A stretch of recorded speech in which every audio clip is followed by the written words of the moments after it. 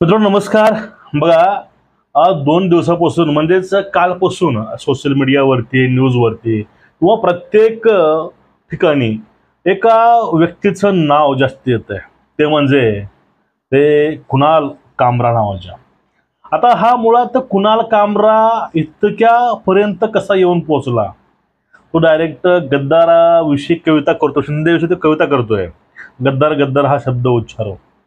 म्हणजे नेमकी जी त्याने कविता केली, ह्या कवितेनं शिंदेंना मिरच्या लागल्या, मिरच्या झोंबल्या. काही अशा अनेक प्रतिक्रिया, मेसेजेस सोशल मीडियावरती येत आहेत आणि त्याबरोबरच काँग्रेस, ठाकरे गट त्या कामराला समर्थन सुद्धा करत आहे.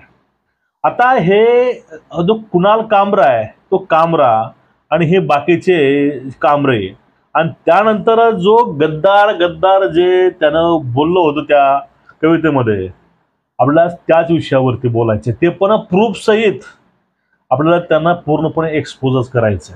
बघा, आता गद्दारी कोण केली मुळामध्ये हे देवेंद्रजींनी स्पष्ट सांगितले. महाराष्ट्राच्या जनतेने 2024 साली कोण गद्दार आणि कोण खुद्दार हे दाखवून दिले आहे. उपमुख्यमंत्र्यांचा अनादर करणे चुकीचे आहे, ते सहन केले जाणार नाही. कुणाल कामराने माफी मागावी हे एक प्रांजळ मत मुख्यमंत्री म्हणून देवाभाऊचं आहे. ही गद्दार कोण हे 2024 मध्ये विधानसभेच्या निवडणुकीला लोकांनी दाखवून दिलंय. कारण वारंवार ठाकरे त्यावेळेस गोष्ट बोलायचे की मला त्या न्यायालयानं चुकीचं ठरवलंय, माझं चिन्ह, माझा बाप, माझं नाव सगळं चोरलंय आणि सहकार्य न्यायालयाने केलंय. आता जे काही न्याय करील ती माझी जनता न्याय करील, माझे सगळे लोक न्याय करतील.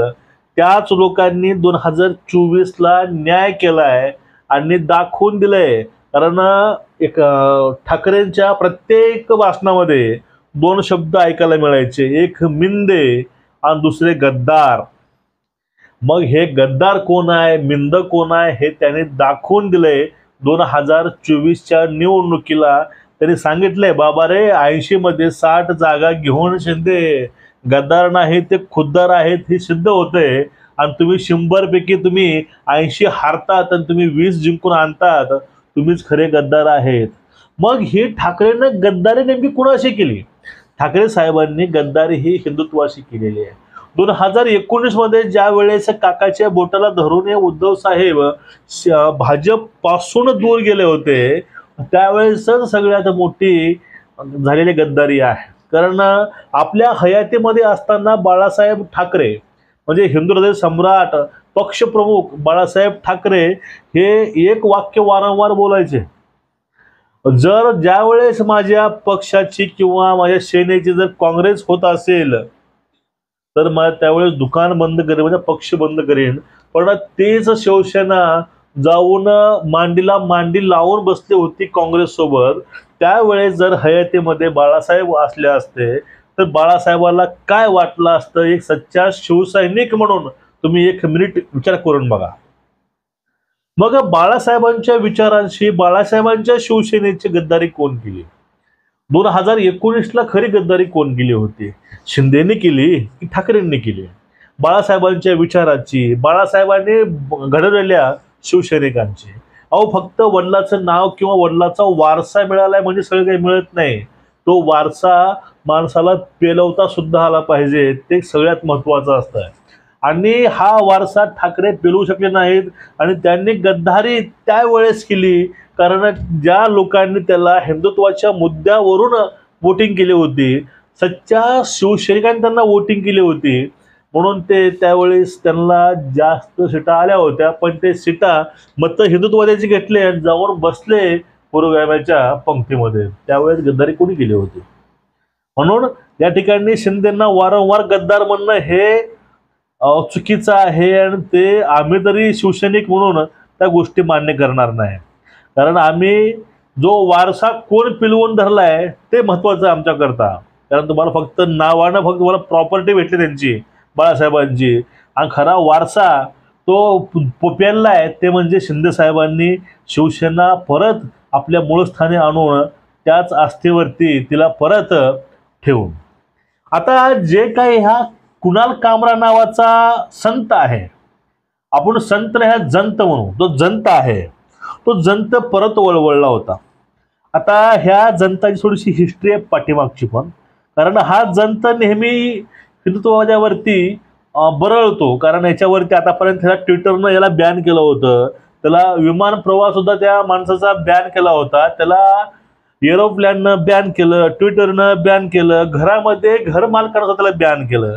म्हणजे एवढा असा चांगलं व्यक्तिमत्व आहे त्या कुणाल कामरा नावाच्या इसमाचं.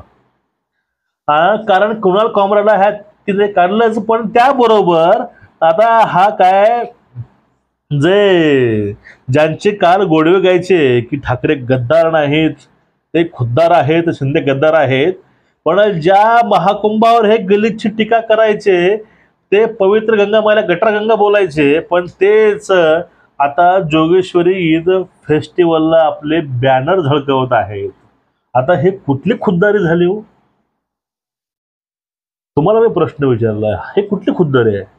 बघा आता जो कामरा नावाचा आहे, ज्यावेळेस कंगना राणावतच्या घरावरती बुलडोजर चालवलं, कंगनाने राणेवरती ठाकरेवरती टीका केली, तेव्हा उखाड दिया म्हणत बुलडोजर लावून तिचे घर पाडणारे हे तेच होते. आज बडाया मारतात स्त्री नारी शक्तीच्या, पण त्यांनी त्यावेळेसच सामनामधून सुद्धा त्यांनी सांगितलं होतं उखाड दिया जेसीबी लावून, आणि ती जेसीबी हातामध्ये देतोय संजय राऊतांच्या. कोण? हा कुणाल कामरा. यांचे संबंध हे तेव्हापासूनचे आहेत. म्हणून मला वाटतं जे काय काल बोललाय कुणाल कामरा ते योग्य बोललाय. कारण काय, त्यांनी स्पॉन्सर केलं होतं, आणि ज्या वेळेस एखाद्या व्यक्ती स्पॉन्सर करतो त्यावेळेस त्यांच्यासारखंच त्यांना बोलावं लागतं. ज्याप्रमाणे मालक भाकर फेकतो, भुंका लावतो, तसं त्याला भुंकलंच पाहिजे आणि त्या भाकरीला जागलंच पाहिजे. त्यामुळं त्याचं काही चुकीचं नाही. पण मला इथं हे विचारायचे आहे की संजय राऊतांनी काल सांगितलं होतं की एका कॉमेडियनचा स्टुडिओ उद्ध्वस्त केला तेव्हा पोलीस झोपा काढत होते का? महाराष्ट्रात आणीबाणी लावलेली आहे का? 50 ते 60 लोक जातात आणि स्टुडिओ फोडतात. म्हणजे एक स्टुडिओ फोडल्यानंतर राऊत इथपर्यंत बोलतात ते कॉमेडियनसाठी. तो कुठला आहे कुणाला माहिती नाही, पण एवढा सदग्रस्त. पण ज्या वेळेस कंगना राणावतचं त्यांनी घर उघडून टाकलं होतं, फक्त तिनं टीका केली होती, सामनामध्ये हेडिंग होती उखाड दिया, आणि त्याच टाकल्यानं मी हे वाक्य बरं का मुद्दा म्हणलोय, आणि त्याला जेसीबी गिफ्ट केली राऊतांना. कारण काय, तुम्ही असं जेसीबीनं घर उघडून टाकलात तर दाखवायचं होतं. आता तुम्हाला मी एक वाक्य बोलत टाकला म्हणून कुणालला, मला ते कुणालला म्हणायचं नाही, कारण एका व्यक्तीनं त्यानं ठाकरेंना टकला म्हणलं होतं. ठीक आहे, त्यांनी उद्धव ठाकरे टकला म्हणलं होतं, त्यावेळेस त्या व्यक्तीची टकली यांनी केली होती. टीका केली म्हणून कुणाचे मुंडन केलं, कुणाला मारहाण केली. त्यावेळेस फक्त टकला म्हणल्यामुळं तू मला टकला म्हणलास तर तुझी टकली करणार, तर होंड केलं जग. इथपर्यंत यांची खुन्नस बुद्धी होती. आज ते लोक म्हणतात तुम्ही 50-60 लोक जाऊन ते स्टुडिओ आहे त्याची कर्मभूमी कुणालची, तिथून ते गरळ ओकायचा, सुपाऱ्या ह्याच्यानं ओकायच्या. कारण पहिलंच वाक्य गद्दार कोण आहे, गद्दार जनतेनं दाखवून दिलंय, आणि ते वाक्य एखाद्या व्यक्तीवरती लादायचं हे पूर्णपणे चुकीचं आहे. आणि त्यानंतर ही कर्मभूमी उकाडली, आणि त्यानंतर बघा आता पुढला मुद्दा आपला आहे. तो मुद्दा म्हणजे काय, औरंगजेब की कब्र शौर्य का प्रतीक है, टूटने नहीं चाहिए म्हणणारे संजय राऊत. म्हणजे फक्त भाजपच्या विरोधामध्ये काय बोलता आपल्याला येईल. म्हणजे यांनी डोक्यामध्ये घरून ठेवलंय की हिंदुत्व जे काही आहे ते सगळं काही भाजपनं ठेका धरलाय, आणि त्यांच्याविषयी फक्त आपल्याला बोलायचंय. आता हा कुणाल कामरा नावाचा व्यक्ती शिंदेविषयी गरळ ओकला, कारण त्यानं रिक्षा, ठाणे, दाढीवाला काय काय काय काय ते बोलला होता. परत ते आदोबाळ काय म्हणते, आदोबाळाचं म्हणणं काय, आदोबाळाचं बोलणं असं आहे की त्यानं तुम्हाला काहीच नाही म्हणलं, तुम्हाला तसं का वाटलं, कारण तुम्ही गद्दार तुम्हाला वाटलं. आता एखाद्या व्यक्तीनं फक्त टकलं म्हणलं होतं, जाऊ दे तुम्ही टकली करताय, लहानशी गोष्ट, इश्यू लहानसा, तर एवढं मोठं त्यानं हे व्हिडिओ त्याने व्हायरल केलाय पूर्ण महाराष्ट्रामध्ये. हा म्हणता सगळ्याच सोशल मीडियावरती, सगळ्याच प्लॅटफॉर्मवरती ह्या व्हिडिओ, त्याची कविता ही व्हायरल झाली.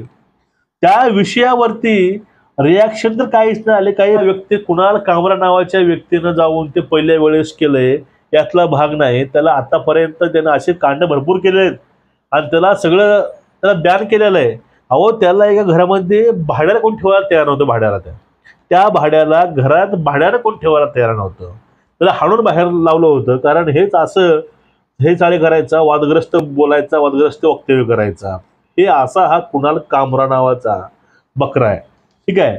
काल मी याविषयी बोललो होतो. काय लोकांना काल मिरच्या लागल्या, कारण त्यांना वाटलं होतं गद्दारच आहे. गद्दारी कोण केली प्रथम बघून घ्या. गद्दार खरंच कोण आहेत आणि त्यांना महाराष्ट्रानं दाखवून दिलं हे गद्दार म्हणून.